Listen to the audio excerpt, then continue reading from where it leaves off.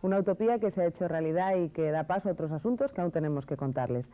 Hace ahora 75 años, el Swami hindú Paramahansa Yogananda creaba en Estados Unidos una institución pionera para difundir tanto la teoría como la práctica del yoga en Occidente.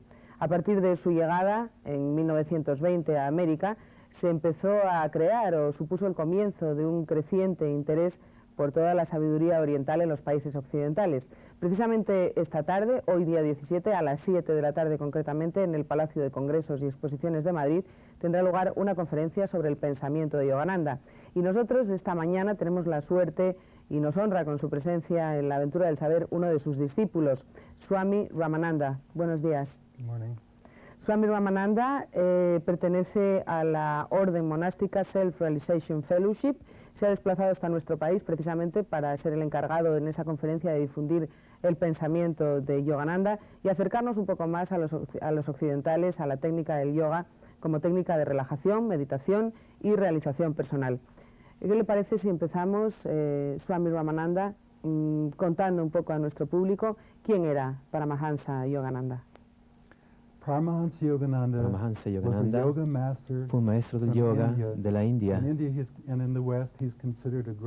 él es considerado un gran santo, una gran alma en su país, y él fundó Self-Realization Fellowship en los Estados Unidos de América y su rama Yogoda Satsanga Society en la India.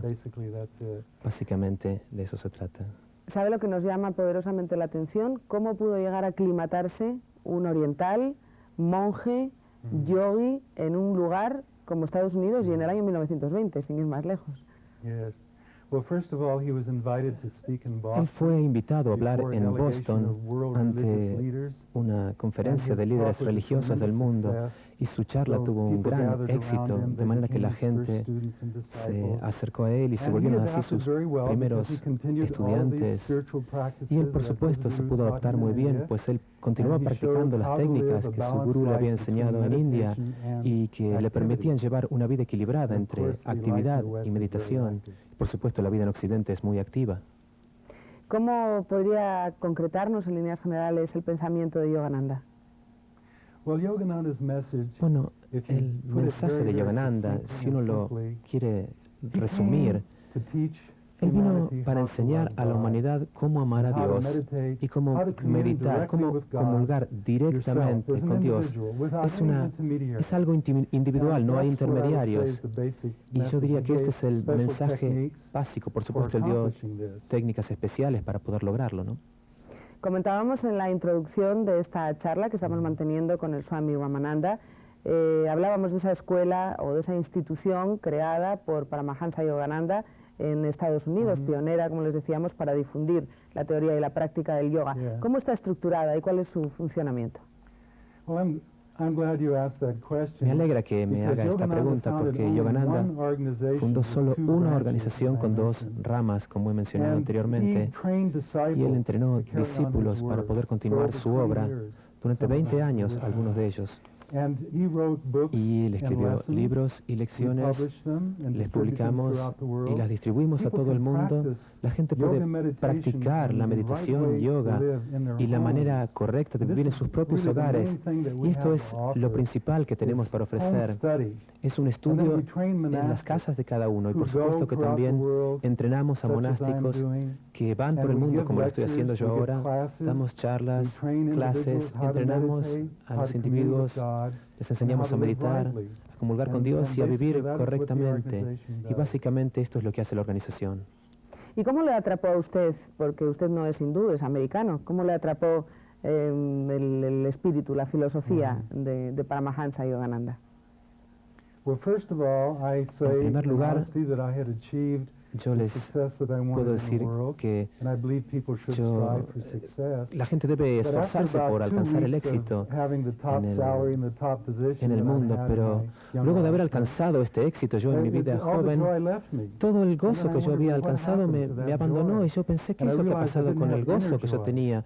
Y ahí comprendí que yo no tenía un gozo interno. Y vino a mis manos la autobiografía de un yogi. Es el libro que escribió Paramahansa Yogananda. Y le dio respuesta a todas mis preguntas. Y me dio esperanza, esperanza para el futuro, esperanza para mi vida. Y esperanza de que podía existir una hermandad mundial. Tenemos centros de meditación y estudiantes individuales en todos los países del mundo. Y cuando nos reunimos para una convención internacional, miles, 6.000 personas quizás de todos los países, de todos los trasfondos religiosos, todos en absoluta armonía. Es una experiencia realmente muy hermosa. O sea que usted diría que es buena o en cualquier caso positiva la respuesta que están dando los occidentales al yoga. Bueno, la respuesta de los occidentales ha sido tremenda. Y recuerde que los occidentales son muy adaptables y desean conocer la verdad. Y cuando leen o escuchan las enseñanzas de Yogananda, lo reconocen como algo que está basado en la absoluta verdad. Es una verdad eterna.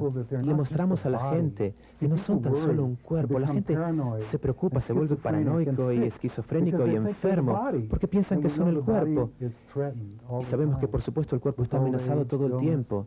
La edad avanzada, las enfermedades, los accidentes, pero cuando uno practica yoga, uno encuentra que uno es esencialmente el espíritu y enseñamos que no somos el cuerpo, somos una esencia triple, cuerpo, mente y espíritu. Y debemos tratar los tres aspectos uniformemente para poder ser felices. Ha dicho usted, Swami Ramananda, que los occidentales somos muy adaptables. En cualquier caso, la actitud entre orientales y occidentales, las culturas, las enseñanzas, la manera de vida son absolutamente distintas. ¿No cree usted que esta actitud hace que el aprendizaje de lo que usted hoy nos está hablando aquí sea más difícil para un occidental o para una occidental? No, en verdad. Bueno, yo soy occidental y yo lo encuentro muy sencillo. He podido combinar en mi vida diaria esto, pues es una ciencia. Uno tiene métodos, paso a paso va aprendiendo. Por supuesto, debemos dedicar tiempo, pero si uno comprende que la meta es Dios, la conciencia cósmica, la conciencia de bienaventuranza, y que esta es la meta final de toda la vida en la Tierra. Si realmente uno descubre la verdadera importancia que esto tiene, que nos hará felices para siempre, entonces uno le puede dar tiempo, uno reserva el tiempo para hacerlo. Yo no veo ningún problema. ¿Por qué no nos hace un poco el planning de un día en el que un occidental pueda incluir su práctica de yoga? ¿En qué momento sería el más adecuado, el más propicio? Nosotros recomendamos que uno trate de planear su vida, y todos lo hacemos, planeamos nuestro trabajo, planeamos nuestras comidas, no queremos perder ni el desayuno, ni la comida, ni la cena, y planeamos tiempo para dormir. Pero en el yoga decimos que uno debe ser muy eficiente, eliminar todo cuanto no sea importante y necesario, de modo que uno pueda levantarse quizás un poco más temprano en la mañana, dar un poco de tiempo en la mañana para orar, quizás leer algo inspirador, y luego para la meditación. Y lo mismo por las noches. También enseñamos ejercicios, métodos de concentración y métodos de meditación. Uno debe practicarlos por la noche y por la mañana para avanzar en verdad. Pero bueno, quizás algunas personas tienen unos pocos minutos, entonces les decimos, bueno, practiquen intensamente, quizás por unos pocos minutos, y verán cambios en sus vidas que les gustarán tanto, que le darán más tiempo a esta práctica. Ustedes hablan en el yoga, Swami Ramananda, constantemente de relajación.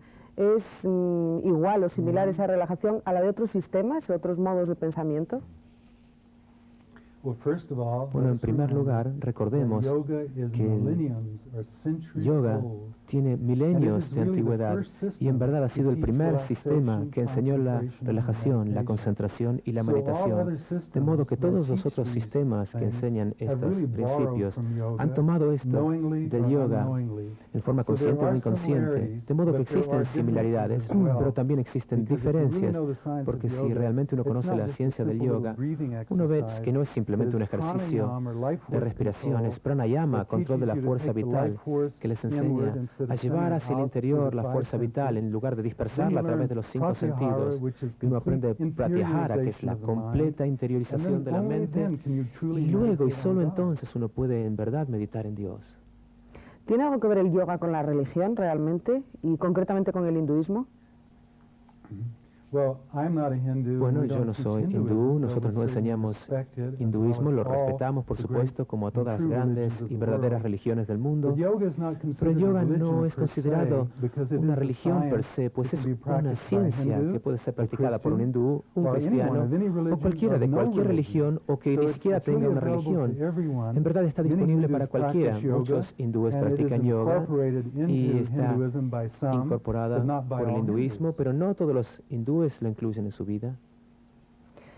Lo siento mucho, pero nuestro tiempo se ha terminado, Swami Ramananda. Lo que no queremos dejar de hacer es recordar esa conferencia sobre el pensamiento de Yogananda esta tarde, hoy día 17, a las 7 de la tarde, en el Palacio de Congresos y Exposiciones de Madrid. Podrán ampliar muchísimo todas estas cuestiones que ha tenido a bien venir a contarnos el Swami Ramananda. Y para aquellos que se quieran iniciar en esa filosofía del yoga, porque les haya picado, aunque sea un poquito la curiosidad, pueden hacerlo leyendo esa autobiografía de un yogi, que es un libro publicado en 1946 y que se ha ido reeditando desde entonces hasta nuestros días.